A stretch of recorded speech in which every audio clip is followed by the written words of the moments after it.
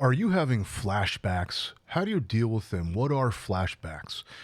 This is what I'm going to talk about in today's episode.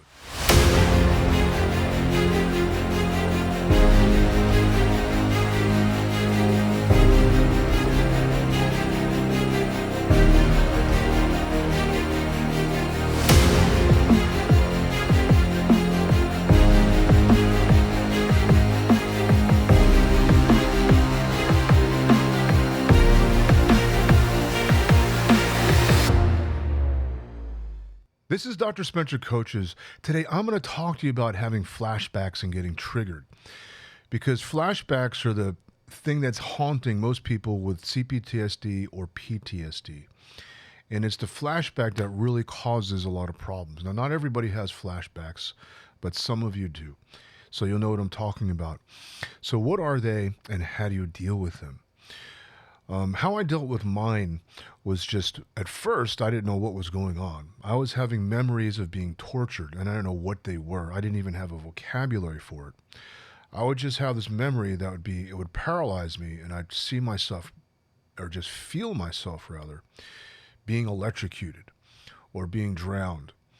And I didn't know what was going on. And it would create a sense of rage in me. I'd go into this defensive posture towards people. And people would be wondering, Spencer, what's wrong? What's going on? Are you okay? Or I'd go into these fits of crying, these fits of depression, these deep sense of worthlessness and abandonment. And I don't know why I was feeling like this. Those are flashbacks. And how I dealt with it was through meditation. I began practicing meditation just to process the feelings, specifically a Theravadan Buddhist meditation practice called Vipassana, where it's an in-body meditation experience to meditate on the sensations alongside your breath. And that really helped me become comfortable in my body. So no matter what I felt, I was just comfortable in my own skin. And I was able to process emotions much more effectively, whatever they were. And I felt a real sense of being grounded. Now, there's also other techniques that I have practiced and undergone to really deal with the memories of this, specifically shamanic journeying. And I didn't go deeply into the memory because she said if you did, you would be re-traumatized. So we just scratched the surface. And what we did was cultivate the witness state. So I can see a partial memory very clearly. I was used as a human sacrifice when I was 4 years old. And I didn't see the end of it. Not until I got older, in fact, just in the past year, did I relive the whole event through hypnotic therapy. Now I'm able to talk about it without getting triggered anymore. And if I have a flashback, it actually helps me process the emotions. But for most people, the flashbacks is like being like being haunted. You know, Vietnam War veterans spoke a lot of this, World War II veterans as well, about having flashbacks of the war scene that they're in that created the trauma. I had a friend in junior high, I'll just call him Chris, whose father used to beat him when his father would have flashbacks. His father would think that he was a Viet Cong, and he'd start fist fighting him, and he'd beat him up until he wouldn't stop until he was knocked out. And this was due to a flashback. In his mind, he was reliving the war experience. So this happens a lot and creates a lot of anxiety for people.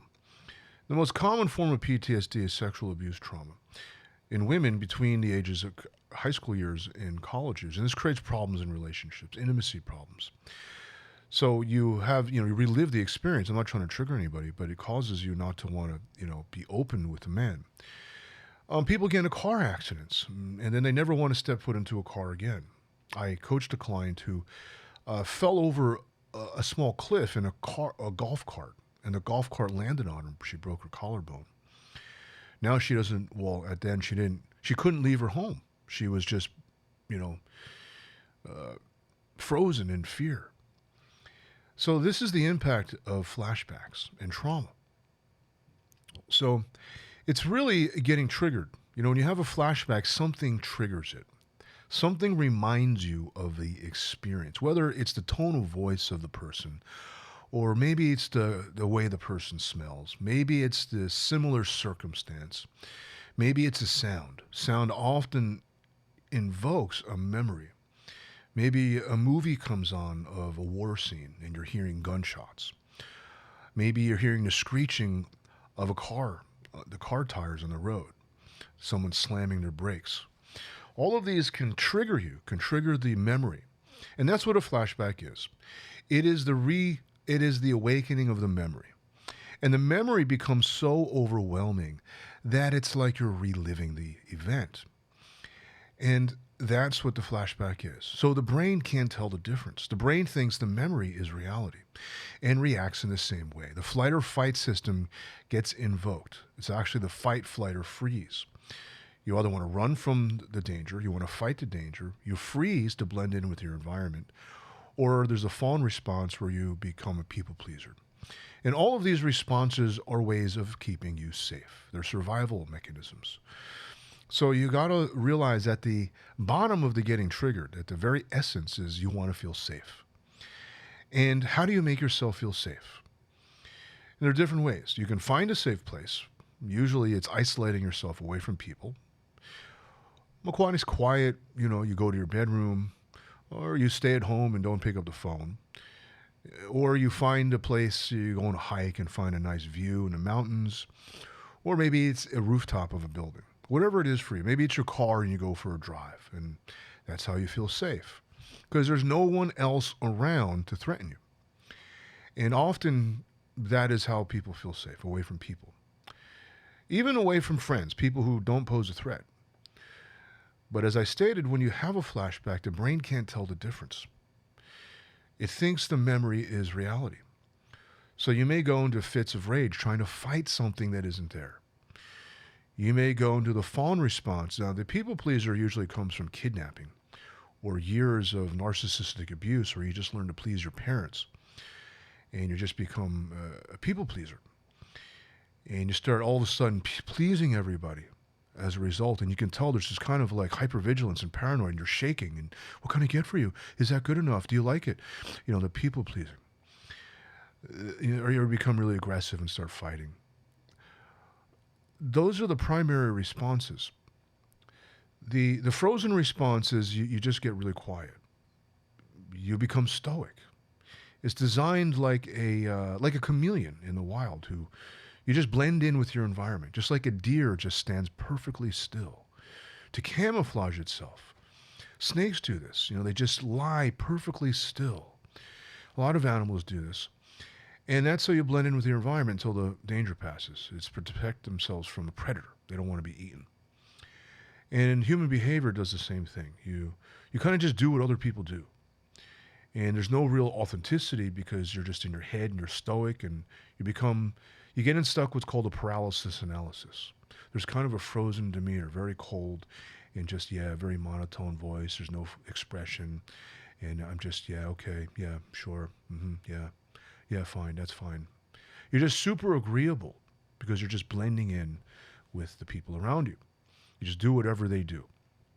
That's the freeze response. So one of these responses is going to happen when you get triggered. Now, usually there's a lot of crying, there's a lot of upset, there's a lot of shaking, there's a panic attack, or there's fits of rage. You get really angry, start yelling and screaming at people. Those are the two most common forms, triggered responses from a flashback. Because the incident is replayed, and it's not fun to experience. Nobody wakes up to want to have a flashback of a traumatic time period. It's emotional dysregulation at its core. The part of the brain, the flight or fight response, is called the amygdala.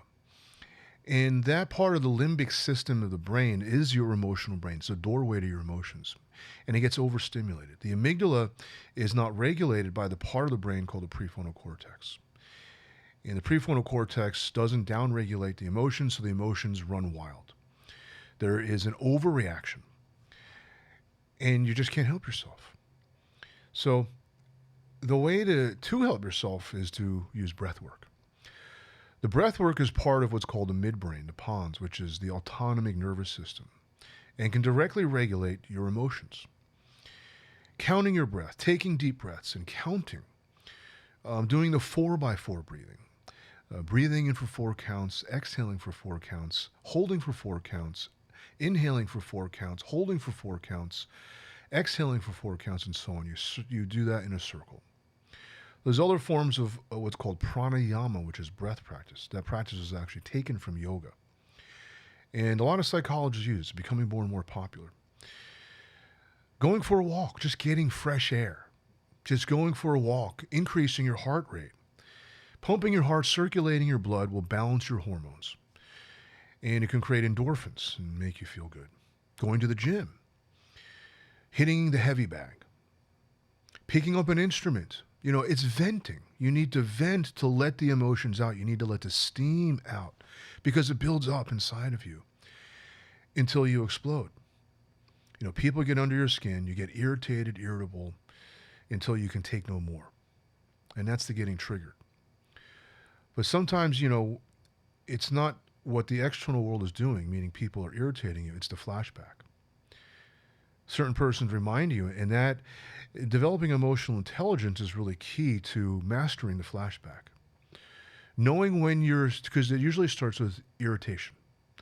There's a subtle form of irritation. Something's annoying you. It's getting you angry.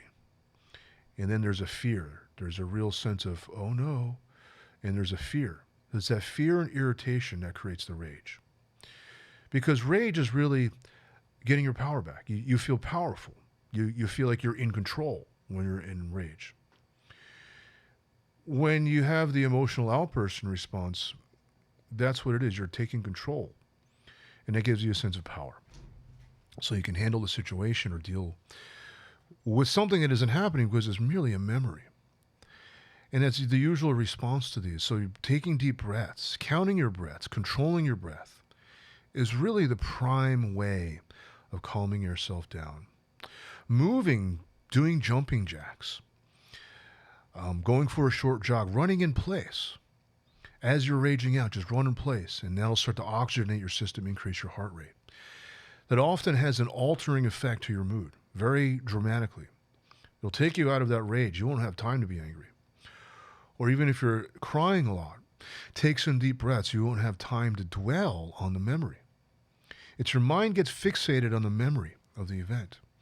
And it's replaying it in your mind as if it's happening now. That's what's going on. So taking your attention off the memory by doing something drastically with your body, like doing a set of jumping squats, 30 jumping squats. It'll elevate your heart rate very quickly and get your blood flowing, and that'll help oxygenate your brain, which will shift your thinking and shift your feeling rather quickly. That's another really quick way to deal with a flashback.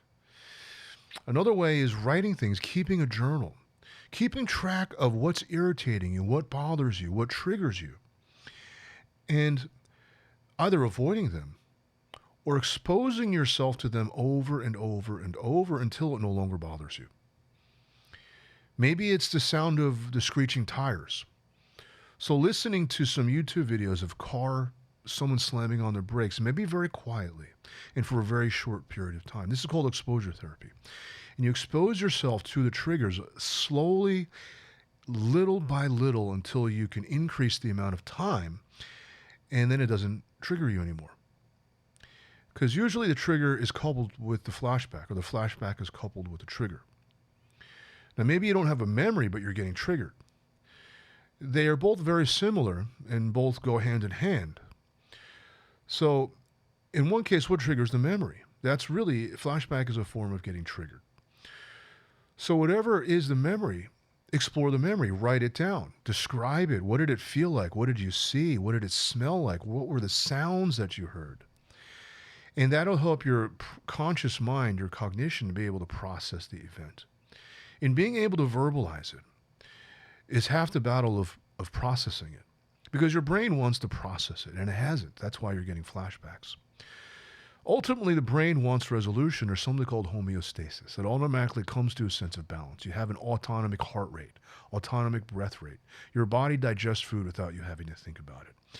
Your eyes see without you telling your eyes to see. Your ears hear without telling your ears to hear. There's something, it's just automatic. And the brain automatically wants to come to a state of balance. So even psychologically, you want to come to a state of completion and peace. But to do that, you have to process the emotions by feeling them fully. And you can't do that because it overwhelms you. So you do it little by little. And keeping a journal over time, being aware of what triggers you, writing down the memory will help you process the emotions. These are things you can do on your own without therapy. But taking the time to do this every day, do it on a daily practice, will help you process these memories faster. And it'll help you process the emotions faster. So you can get on with your life, live a more productive life, and experience fulfillment. So these are some of the things that I teach my clients. And go ahead and, leave a comment below so I can engage you and we can find out what's happening. I get to know your circumstance. Because no one should go through this alone. Look, I didn't go through it alone. I had a lot of help. I had a shaman. I had mental health care therapist. I've had Zen masters. I've had yoga masters. I've had life coaches. I've had friends to talk to. I myself have kept journals. I've picked up the guitar and got into heavy metal music when I was younger to let the rage out. I did things like Brazilian Jiu-Jitsu to really hone in on my sense of, there's nothing more confronting than someone trying to beat you up and you're sparring and you have to deal with it. And learning the skills to handle situations like that. Because sometimes it isn't physical, sometimes it's verbal. How to negotiate, how to deal with difficult people, and learning how to communicate.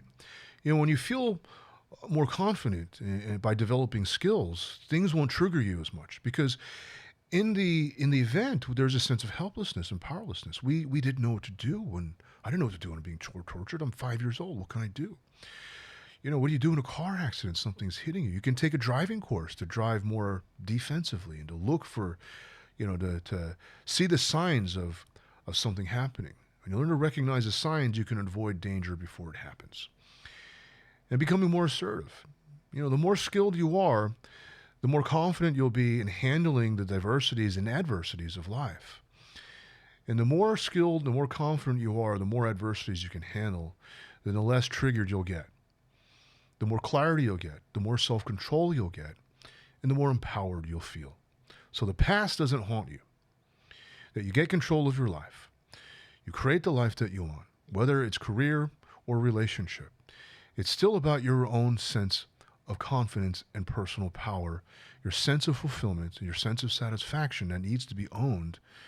And you can't depend on others to make you feel fulfilled and satisfied. You need to learn how to make yourself feel satisfied. I can help you do that. This is what I specialize in. I myself have gone through trauma. I have healed through trauma. And it's a never-ending process. I'm still learning. I'm still processing. I'm just further on down the road. And I've developed and picked up and learned tools that not only have helped me, that have helped my clients. And I'd love to offer these to you. Because what is life going to be like if you don't get this taken care of? If you continue to have flashbacks, if you continue to get triggered, what's the impact that it's going to have on your life? What will life be like if you get self-control, you don't get triggered, these flashbacks no longer haunt you? What would life be like? Picture that. How much more satisfying, how much more fulfilling when you're able to live from an authentic place of joy and gratitude and have a sense of inner peace and calmness rather than turmoil. Find out how to do that. Go ahead and leave a comment below so we can set up a discovery session and I can listen to what's happening in your life, what goals you want to create, and we can create a plan to get there together. This is Dr. Spencer Coaches. Thank you so much for listening. Don't forget to like, share, and subscribe.